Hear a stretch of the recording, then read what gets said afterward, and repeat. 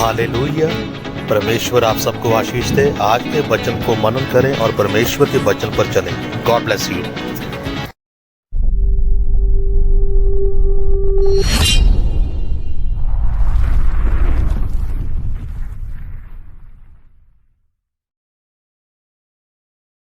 Hallelujah.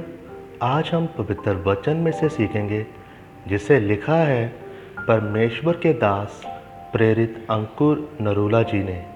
आइए हम आज के पवित्र वचन पर अब मनन करेंगे। विश्वास के द्वारा जीवन, जैसा कि गलातियों 3 उसके 11 में लिखा, यह बात प्रकट है कि व्यवस्था के द्वारा कोई भी यहाँ धर्मी नहीं ठहरता, क्योंकि धर्मी जन विश्वास से जीवित रहेगा। मेरे प्रियो, बाइबल में लिखा है कि पौलुस ने कहा कि तुम विश्वास के द्वारा जीवित रहोगे। जब आप पुराने नियम में अय्यूब के बारे में पढ़ते हैं तो लिखा है कि परमेश्वर ने शैतान से कहा कि क्या तूने अय्यूब को देखा? वह बुराई से दूर रहने वाला, खराई से चलने वाला व्यक्ति है और धरती पर उसके जैसा कोई मनुष्य नहीं है। लेकिन शैतान ने परमेश्वर से कहा कि उस मनुष्य को कोई भी घटी नहीं है, इसी कारण वह तेरा भय मानता है। अगर तुम उससे सब कुछ वापस ले लेगा तो वह तेरे मुंह पर तुझे गालियां देगा। लेकिन उससे सब कुछ लिए जाने पर भी अय्यूब यही कहता रहा कि परमेश्वर ने दिया और परमेश्वर ने ले लिया, उसी का नाम धन्य ठहरे।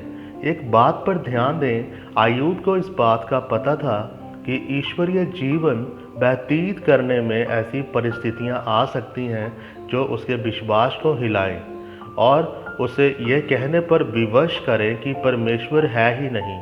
उसको पता था कि इन सब के बावजूद भी परिस्थितियां उसके अनुकूल ना हो, उसे विश्वास में मजबूत रहना पड़ेगा। इसीलिए अय्यूब के द्वारा आशीषित होकर और वो ज़्यादा आशीषित वो परमेश्वर के द्वारा किया गया, उसे ऊंचा किया गया।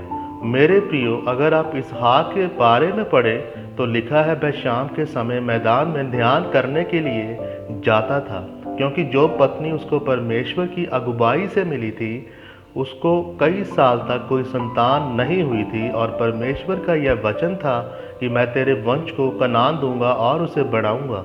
अब उसके जीवन में यह परिस्थितियां बन चुकी थी कि वह परमेश्वर के कहे वचनों पर विश्वास करे या फिर वह उस बात पर विश्वास करे जो उसके साथ हो रहा था। यही कारण था कि इसहाक हर रोज शाम को वचन पर ध्यान करने के लिए, ताकि उसका विश्वास बढ़ सके, जाता था। मेरे प्रियो, परमेश्वर ने अब्राहम से वायदा किया था कि वह उसे आशीषित करेगा और आप उसी की संतान हो। अगर उसकी शारीरिक संतान नहीं है, पर जिस तरह अब्राहम ने विश्वास किया और धर्मी ठहराया गया, उसी तरह से आज जब आप भी विश्वास करते हैं तो आप भी विश्वास के द्वारा धर्मी ठहराए जाते हैं। इसीलिए परमेश्वर के वायदे आपके जीवन में पूरे होते हैं। आज आपको यह जानने की ज़रूरत है कि आप अपने ध्यान को परमेश्वर की ओर केंद्रित करके परमेश्वर की प्रतिज्ञाओं और वायदों को अपनी ज़िंदगी में पूरा होते हुए देख सकते हैं। याद रखें, अगर आपके अंदर विश्वास नहीं है तो आप धार्मिकता वाला जीवन व्यतीत नहीं कर सकते। जिस तरह से आज बहुत से लोग ऐसे हैं जिनके नाम तो मसीह हैं लेकिन उनकी ज़िंदगी मसीह में नहीं है, वह व्यभिचार में पड़े हैं।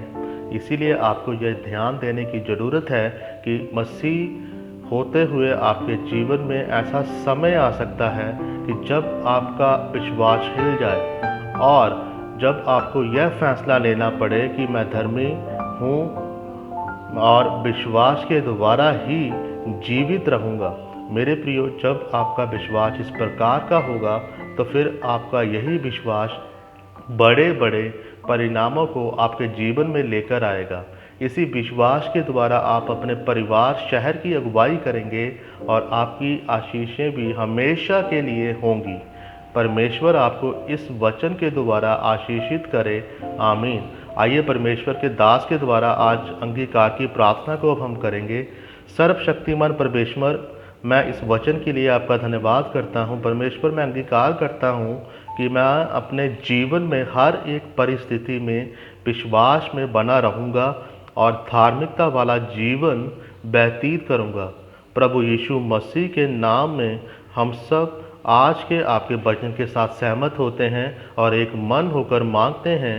आमीन।